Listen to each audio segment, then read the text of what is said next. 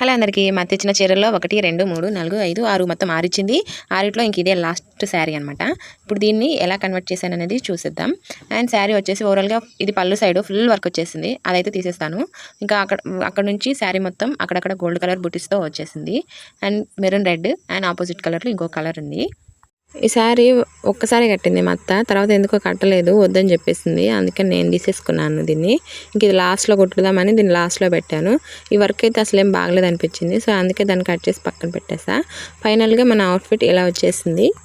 ఈ డ్రెస్కి పైటలో ఉన్నదన్నీ తీసి అండ్ శారీలో అక్కడక్కడ గోల్డ్ కలర్ బూటీస్ వచ్చినాయి కదా, దాన్ని యూస్ చేసి ఆలియా కట్ డ్రెస్ మోడల్గా స్టిచ్ చేశాను. హ్యాండ్స్ వచ్చేసి నార్మల్గానే స్టిచ్ చేసుకున్నాను, డిజైన్ ఏం పెట్టలేదు.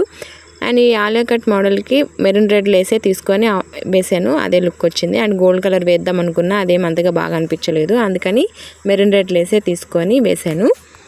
శారీ పళ్ళు సైడ్ వచ్చిన ఎంబ్రాయిడింగ్ వర్క్ ఉంది కదా, అది మొత్తం కట్ చేసి పక్కన పెట్టా. దాన్ని ఏదో దానికి యూస్ చేస్తా.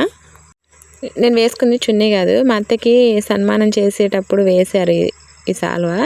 అండ్ ఈరోజు ఈ డ్రెస్కి యూస్ అయిందనమాట. నిజంగా బాగా సెట్ అయిపోయింది. అండ్ మంచిగా రెడీ అయ్యి ఇది వేసుకొని వెళ్తే పార్టీ వేర్ లుక్ సూపర్గా ఉంటుంది. అండ్ మీకేమనిపించిందో కామెంట్ చేసి, వీడియో నచ్చితే లైక్ చేయండి. And then bye by.